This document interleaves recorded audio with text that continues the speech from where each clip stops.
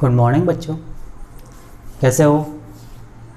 तो हम जो फिजियोलॉजी वाला पार्ट है प्लांट्स में, उस फिजियोलॉजी वाले पार्ट में जो प्लांट्स है उसमें ट्रांसपोर्टेशन किस तरह से होता है, किस तरह से ट्रांसपोर्ट जो है प्लांट्स में होता है, उसके बारे में हम देख रहे थे। इसके बारे में फर्स्ट वीडियो मैंने सब जो है पोस्ट कर दिया था, सेकंड वीडियो। अब हम देखते हैं जो फर्स्ट वीडियो इसमें इंट्रोडक्शन के इससे रिलेटेड था। सेकंड वीडियो हम नॉर्मल जो प्लांट्स में ट्रांसपोर्टेशन होता है उसके बारे में हम नॉर्मल देखेंगे किस तरह से ट्रांसपोर्टेशन होता है। फिर जो हर एक टर्म है उसमें से कुछ सेलेक्टेड टर्म्स को हम डिटेल्स में स्टडी करेंगे। तो फर्स्ट हम जो means of transport in plants अगर बात करें, means of transport in plants है। प्लांट्स में ट्रांसपोर्ट की कौन कौन से माध्यम है, फ्रॉम और बिटवीन सेल्स और इनसाइड सेल्स। जो सेल्स है उन सेल्स के अंदर ही ट्रांसपोर्टेशन किस तरह से होता है, और सेल के अंदर ट्रांसपोर्टेशन के अलावा जो डिफरेंट टाइप्स की सेल्स है, पास में जो अलग अलग तरह की सेल्स होती है उनके बीच में ट्रांसपोर्ट किस तरह से होता है, इसके बारे में हम यहाँ पर स्टडी करते हैं। तो इसमें जो मेन यहाँ पर मीन्स है वो मेन मीन्स 4 टाइप के। पहला है डिफ्यूजन या विसरण, दूसरा है facilitated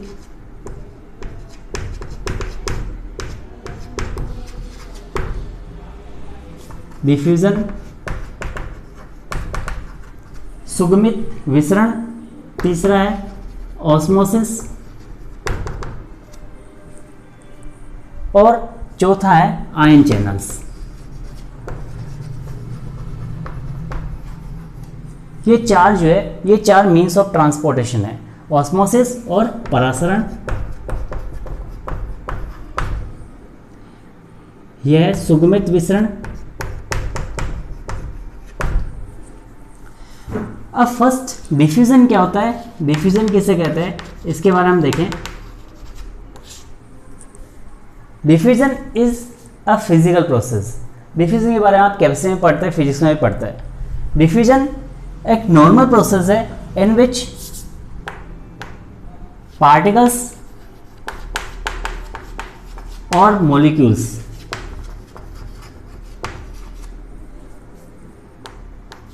move from their high concentration to low concentration। And diffusion वह प्रोसेस है जहां पर एक मीडियम इन सेम मीडियम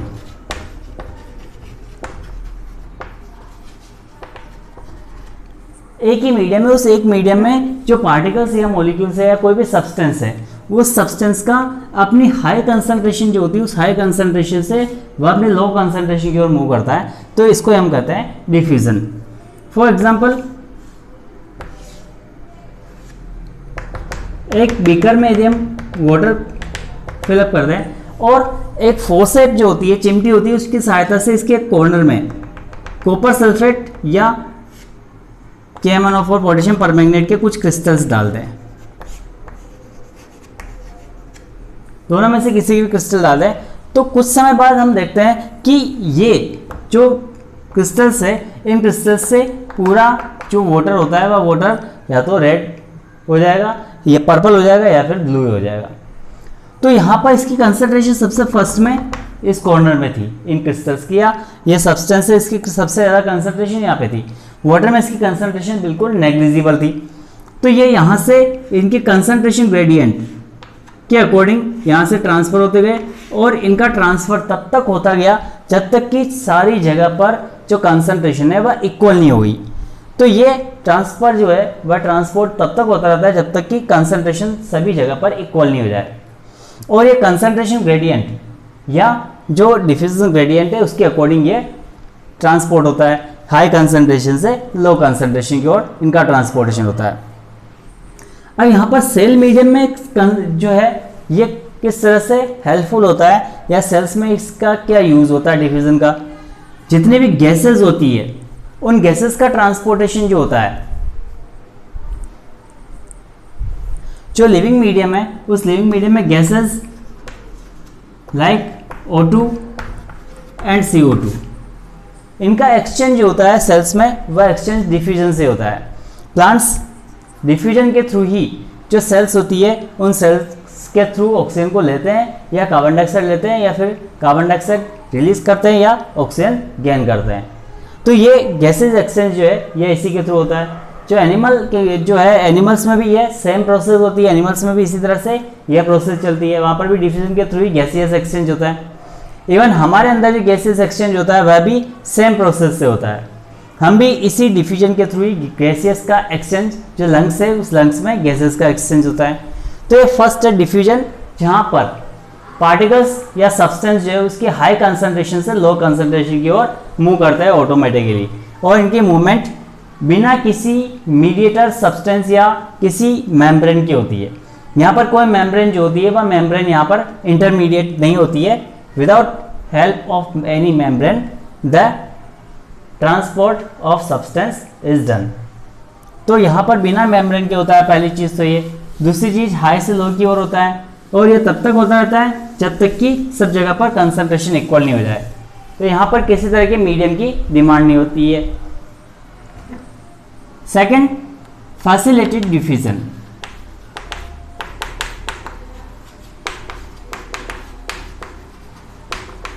या सुगमित विसरण। अब फैसिलिटेटेड डिफ्यूजन या सुगमित विसरण जो है ये विसरण से थोड़ा सा भिन्न जो है डिफरेंट है। अब ये जो डिफ्यूजन है उससे डिफ्यूजन से डिफरेंट किस तरह से, ये उससे अलग कैसे है। जो डिफ्यूजन है, डिफ्यूजन में एक ही मीडियम है, वाटर फील्ड है, इस वाटर में ही सारा ट्रांसपोर्ट हो रहा है। तो ये वाटर के एक प्लेस से दूसरे प्लेस पे जो सब्सटेंस है उसका ट्रांसपोर्टेशन होता है। बट फैसिलिटेटेड डिफ्यूजन जो होता है यह मेम्ब्रेन के थ्रू होता है। जो मेम्ब्रेन्स होती है उन मेम्ब्रेन्स के थ्रू कोई भी सब्सटेंस है वह सब्सटेंस अपनी हायर कंसंट्रेशन से लो कंसंट्रेशन की ओर मूव करता है। तो जो इंटरमीडिएट मेम्ब्रेन है उस इंटरमीडिएट मेम्ब्रेन के थ्रू किसी भी सब्सटेंस का उसकी हायर कंसंट्रेशन से लोअर कंसंट्रेशन की ओर मूव करना यह कहलाता है फैसिलिटेटेड डिफ्यूजन। जो फैसिलिटेटेड डिफ्यूजन है यह भी तब तक होता रहता है जब तक कि कंसंट्रेशन सारी जगह इक्वल नहीं हो जाए, और यह भी कंसंट्रेशन ग्रेडियंट या सांद्रता प्रवणता जो होती है उस सांद्रता प्रवणता के अकॉर्डिंग ही होता है।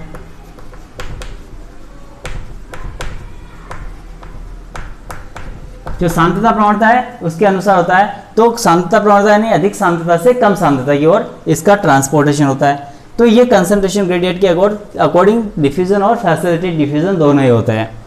लेकिन डिफ्यूजन में मेम्ब्रेन नहीं होती है, जबकि फैसिलिटेटेड डिफ्यूजन में मेम्ब्रेन होती है। तो ये मेम्ब्रेन के थ्रू होने वाला ट्रांसपोर्टेशन है। अब यहाँ पर जो मेम्ब्रेन के थ्रू ट्रांसपोर्टेशन हो रहा है इसमें अगर हम लिविंग मीडियम में देखें तो जो ग्लूकोज वगैरह है या शुगर्स जो होती है, शुगर का जो सेल्स में ट्रांसपोर्टेशन होता है वह इसी के थ्रू होता है, वह अपने हायर से लोअर कंसंट्रेशन को। इसके अंदर इससे मैक्सिमम जो ट्रांसपोर्टेशन होता है वह लिपिड्स का होता है। जो मेम्ब्रेन्स होती है, मेम्ब्रेन्स के स्ट्रक्चर लिपिड्स से बना होता है, मेम्ब्रेन्स लिपिड्स से बनी होती है, प्रोटीन लाइन लिपिड से। तो लिपिड्स जो होते हैं लिपिड्स में इजीली डिसोल्व होकर एक सेल से दूसरे सेल में ट्रांसफर हो जाते हैं। तो इस तरह से यहाँ पर फैसिलिटेटेड डिफ्यूजन होता है। नेक्स्ट है ऑस्मोसिस। अब ऑस्मोसिस क्या है, किसे कहते हैं, ये डिटेल में हम आगे इसको देखेंगे, ऑस्मोसिस एंड डिफ्यूजन को। अब ऑस्मोसिस क्या है, परासरण क्या है।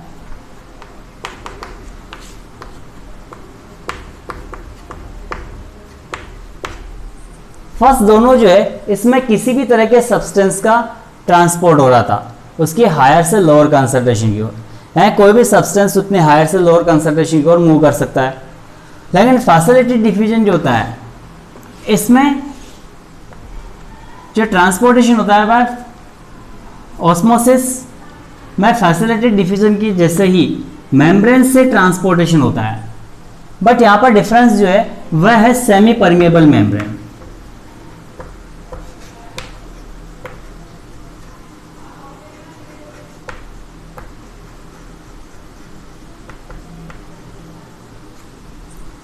यानी यहां पर जो ट्रांसपोर्टेशन होता है वह अर्धपारगम्य झिल्ली से होता है। यानी अर्धपारगम्य झिल्लियां या सेमी परमेबल मेम्ब्रेन्स वे मेम्ब्रेन्स होती है जो केवल सोलवेंट के पार्टिकल्स या विलायक के अणुओं को ही जाने देती है। विलायक के अणुओं को ही अपने से होकर पास होने देती है, लेकिन विलय का अणु उससे होकर पास नहीं हो सकता है। यानी सोल्यूट इससे पास नहीं हो सकता, केवल सोलवेंट ही इससे पास हो सकता है। फॉर एग्जाम्पल, इधर H2 है और इधर शुगर सॉल्यूशन है और बीच में सेमी परमेबल मेम्ब्रेन है। अब दोनों तरफ वाटर है, लेकिन यहां पर हम देखें तो वाटर के जो परसेंटेज वैल्यू है वह वाटर की परसेंटेज वैल्यू यहां पर ज्यादा है और इसमें वाटर कम है। तो वाटर की कंसंट्रेशन जो लेफ्ट हैंड साइड है उस पर ज़्यादा है, या ए वाले पार्ट में ज़्यादा है, बी वाले पार्ट में वाटर कंसंट्रेशन कम है। तो वाटर के मॉलिक्यूल इस सेमी परमेबल मेम्ब्रेन से होकर अपनी हायर से लोअर कंसंट्रेशन की ओर ही जाएंगे। ये कभी भी शुगर से वाटर की तरफ नहीं आएंगे, क्योंकि शुगर में वाटर की कंसंट्रेशन वैसे भी कम है। तो इस कारण से हमेशा वाटर मॉलिक्यूल्स अपने हायर से लोअर कंसंट्रेशन की ओर जाते हैं। तो वाटर का ट्रांसपोर्टेशन जो होता है वह वाटर का ट्रांसपोर्टेशन इसी तरह से होता है। वाटर अपनी हायर से लोअर कंसंट्रेशन की ओर, जो या कोई भी सॉल्वेंट है उस सॉल्वेंट का अपने हायर कंसंट्रेशन से लोअर कंसंट्रेशन की ओर किसी सेमी परमेबल मेम्ब्रेन से होकर पास होना, यह कहलाता है ऑस्मोसिस। इसे ऑस्मोसिस कहते हैं। इसके बारे में भी डिटेल से हम देखेंगे, जो मेम्ब्रेन्स होती है मेम्ब्रेन्स भी देखेंगे। नेक्स्ट आता है आयन चैनल्स। जो आयन चैनल्स होते हैं ये आयन चैनल्स स्पेशल होते हैं।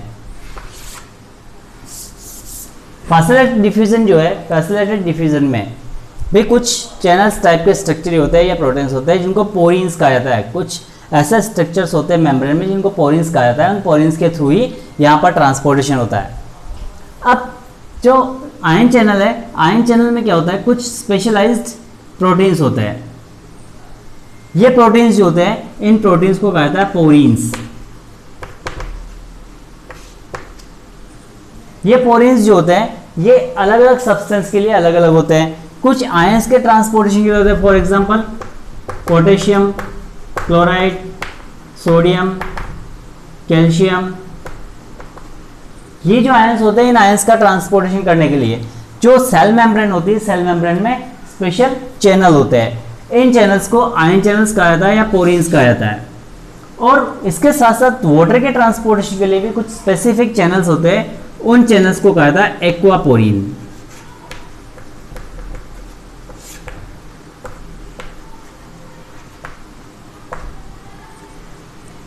आयंस के ट्रांसपोर्टेशन के लिए केवल पोरीन्स होते हैं, जबकि वाटर ट्रांसपोर्टेशन के लिए जो चैनल्स होते हैं उनको एक्वापोरीन कहा जाता है।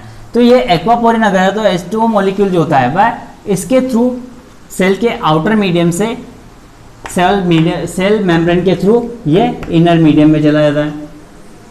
तो इन चैनल्स के थ्रू जब ट्रांसपोर्टेशन होता है तो इसको कहता है आयन चैनल। यदि आयंस का हो रहा है तो आयन चैनल, नहीं तो बाकी वाटर चैनल्स कहलाते हैं, एक्वा चैनल्स कहलाते हैं। तो इस तरह से ये जो डिफरेंट मीन्स होते हैं ट्रांसपोर्टेशन के प्लांट्स में, वो डिफरेंट मीन्स है। ये सारे जो ट्रांसपोर्टेशन के मीन्स है, ये सारे मीन्स पैसिव ट्रांसपोर्टेशन है। ये सारा जो ट्रांसपोर्ट हो रहा है, ये सारा ट्रांसपोर्ट पैसिव ट्रांसपोर्ट हो रहा है। अब पैसिव ट्रांसपोर्ट किससे कैसे कह रहे हैं इसको, जितने भी ट्रांसपोर्टेशन के मीन्स हमने पढ़े हैं, डिफ्यूजन, फैसिलिटेड डिफ्यूजन, ऑस्मोसिस और आयन चैनल्स, इनमें से किसी भी में हमने एटीपी के फॉर्म में एनर्जी का यूज नहीं किया है। None of the energy is use in transport of substances. यहाँ पर जो सब्सटेंस का ट्रांसपोर्ट हुआ है तो उस ट्रांसपोर्ट में किसी तरह की एनर्जी का यूज नहीं हुआ। And when the transport is done without using any energy, जब भी कोई ट्रांसपोर्ट हो रहा है वह बिना किसी एनर्जी के यूज के होता है। तो बिना एनर्जी के यूज के ट्रांसपोर्ट होने वाला कहलाता है पैसिव ट्रांसपोर्ट। और यदि यही ट्रांसपोर्ट एटीपी के फॉर्म में ऊर्जा का यूज करके होता है तो उसको कहा जाता है एक्टिव ट्रांसपोर्ट। तो प्लांट्स में ट्रांसपोर्ट जो होता है वह दो तरह से होता है, पैसिव ट्रांसपोर्ट और एक्टिव ट्रांसपोर्ट। जो पैसिव ट्रांसपोर्ट है उसमें एनर्जी का किस तरह से यूज नहीं होता है, जबकि एक्टिव ट्रांसपोर्ट जो होता है उसमें एनर्जी का यूज होता है। तो ये चारों ही जो है ये पैसिव ट्रांसपोर्टेशन है, जहां पर एनर्जी का यूज नहीं होता है। अब इनके साथ ये जो है विदाउट एनर्जी यूजिंग जो मीन्स है, इन मीन्स में कुछ स्पेशलिटी है। वह स्पेशलिटी क्या है, इसमें तीन तरह से ये चीज हो सकती है ट्रांसपोर्टेशन। एक तो होता है यूनिपोर्ट, एक होता है सिमपोर्ट और एक होता है एंटीपोर्ट। अब ये क्या है, यूनिपोर्ट क्या है, सिमपोर्ट क्या है और एंटीपोर्ट क्या है। तो सेल्स के थ्रू जब विदाउट यूजिंग एनर्जी या ट्रांसपोर्टेशन हो रहा है तो ये सेल मेम्ब्रेन है। इस सेल मेम्ब्रेन में जो चैनल्स है, ये चैनल्स जो सब्सटेंस है उनको आने जाने के लिए पाथ तो अवेलेबल करा रहा है, लेकिन इस पाथ को अवेलेबल कराने के साथ ये कुछ जो है कंडीशंस भी अप्लाई करते हैं, कुछ शर्तें रख देते हैं। फॉर एग्जांपल आपको स्कूल में जाना है, अब स्कूल जा रहे हो, कोरोना चल रहा है या कोविड चल रहा है, तो कोविड के कारण से कुछ रेस्ट्रिक्शंस हो सकते हैं अप्लाई हुए। तो अब रेस्ट्रिक्शंस अप्लाई हो रहे हैं तो यहाँ पर तीन तरह के रेस्ट्रिक्शन हो सकते हैं। एक तो रेस्ट्रिक्शन हो सकता है कि आप सिंगल ही अंदर जा सकते हैं। आप 4 फ्रेंड्स है, A B C and D, आप 4 फ्रेंड है, लेकिन यहाँ पर एक ही एक बार में अंदर जा सकता है। तो एक ही जब एक बार में अंदर जा सकता है तो उसको कहता है यूनिपोर्ट। दूसरा है कि आप दो के साथ अंदर जा सकते हैं, यानी ए जो है वह बी के साथ जा सकता है, तो ए और बी साथ जा सकते हैं, या सी और डी साथ जा सकते हैं, या ए सी साथ जा सकते हैं, बी डी साथ जा सकते हैं, ए डी साथ जा सकते हैं। तो इस तरह से कोई 2 साथ में जा सकते हैं, तो 2 के साथ में जाने पर इसको कहता है सिमपोर्ट। और तीसरा, ए तभी अंदर जा सकता है जब बी अंदर से बाहर आए, तो ये कहलाएगा एंटीपोर्ट। तो जो मटेरियल्स है सेल्स में, मेम्ब्रेन के थ्रू जो मटेरियल का ट्रांसपोर्टेशन हो रहा है, तो मटेरियल का ट्रांसपोर्टेशन 3 तरह से हो सकता है। फर्स्ट जो है यूनिपोर्ट। यूनिपोर्ट में जो मटेरियल्स ट्रांसपोर्ट हो रहा है तो उसमें एक बार में एक सब्सटेंस जो है वह या तो अंदर जा सकता है या फिर वह सेल के अंदर से बाहर आ सकता है। तो इस तरह से जो ट्रांसपोर्टेशन हो रहा है, जब केवल एक ही मटेरियल का ट्रांसपोर्टेशन होता है, हर मटेरियल का ट्रांसपोर्टेशन एक दूसरे से इंडिपेंडेंट होता है। जैसे कार्बन डाइऑक्साइड ऑब्जर्व हो रही है तो कार्बन डाइऑक्साइड के एब्जॉर्प्शन पे ऑक्सीजन का किसी तरह का कोई रोल नहीं होता है, और सेम उसी तरह से ऑक्सीजन के एब्जॉर्प्शन पे कार्बन डाइऑक्साइड का किसी तरह से रोल नहीं होता है। तो यहाँ पर जब ए अंदर जा रहा है तो केवल ए ही अंदर जाएगा, ये अंदर जा सकता है या फिर ये बाहर आ सकता है, तो ये तो कहलाएगा यूनिपोर्ट। केवल एक सब्सटेंस के लिए एक मटेरियल अंदर जा सकता है सेल के, या एक बाहर आ सकता है, तो ये कहलाएगा यूनिपोर्ट। Second, symport. कोई भी 2 मटेरियल जो होते हैं उनका साथ में होना जरूरी है। अगर दोनों साथ में नहीं जाते हैं तो उस कंडीशन में वो एंटर नहीं कर सकते हैं। कोई सिंगल एंटर नहीं कर सकता है, जब दोनों साथ में एंटर करेंगे तो ही एंटर जा सकते हैं, बाकी वो अंदर नहीं जा सकते हैं। या कोई बाहर निकलना चाहता है, 2 को साथ में निकलना पड़ेगा तो ही वह बाहर निकल सकते हैं। तीसरा, ये सिमपोर्ट है दूसरा वाला। तीसरा एंटीपोर्ट। एंटी का मतलब विपरीत होता है, अपोजिट होता है। तो यहाँ पर किसी एक मटेरियल के अंदर जाने पर दूसरे मटेरियल का बाहर निकलना कंपलसरी है। यदि दूसरा बाहर नहीं निकलता है तो पहला वाला अंदर नहीं जा सकता है, या पहला वाला बाहर अंदर जाना है, पहले वाले को बाहर निकलना है तो दूसरे वाले को अंदर जाना पड़ेगा। तो इसको कहा जाता है एंटीपोर्ट, यानी एक का इनसाइड मूवमेंट तभी होगा जब दूसरा जो है उसका आउटसाइड मूवमेंट हो। ये सोडियम पोटेशियम पंप जो है उसमें इसी तरह का मूवमेंट होता है, लेकिन वहाँ पर एनर्जी का यूज होता है, इसलिए हम उसको यहाँ पर नहीं ले रहे हैं। तो 3 तरह से ट्रांसपोर्टेशन हो सकता है, uniport, symport and antiport. Okay, next we will talk about active transportation. ये जो था ये सारा पैसिव ट्रांसपोर्टेशन है, diffusion, facility diffusion, osmosis, ion channel, all are passive transportation. Now that active transportation. अब एक्टिव ट्रांसपोर्टेशन क्या है? एक्टिव ट्रांसपोर्ट किसे कहते हैं? एक्टिव ट्रांसपोर्ट का क्या मीनिंग है, क्या कहते हैं एक्टिव ट्रांसपोर्ट को? तो अब एक्टिव ट्रांसपोर्ट जो है वह active transport by using energy, energy का यूज करके जब ट्रांसपोर्टेशन हो रहा है तो एनर्जी का यूज करके होने वाला ट्रांसपोर्टेशन कहलाता है एक्टिव ट्रांसपोर्टेशन। यहाँ पर एनर्जी जो है वह एटीपी की फॉर्म में यूज में आती है। जो एनर्जी सोर्स है या एनर्जी कॉइन जो कहलाता है सेल्स में या लिविंग जो वर्ड है, लिविंग वर्ड में जो एनर्जी कॉइन है एनर्जी कॉइन एटीपी होता है, एडिनोसिन ट्राइफॉस्फेट, ये एनर्जी कॉइन है। और इसी एनर्जी कॉइन से जो एनर्जी है उसको ऑब्टेन करके कोई भी सब्सटेंस या तो सेल के अंदर जाएगा या सेल से बाहर मूव करता है।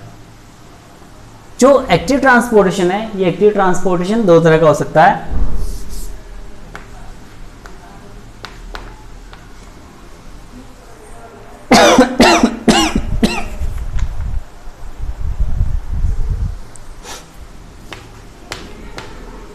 Proton pump and sodium potassium pump, ये दो तरह के जो पंप्स है, ये पंप्स यूज कर यहाँ पे वर्क करते हैं जब एक्टिव ट्रांसपोर्टेशन होता है।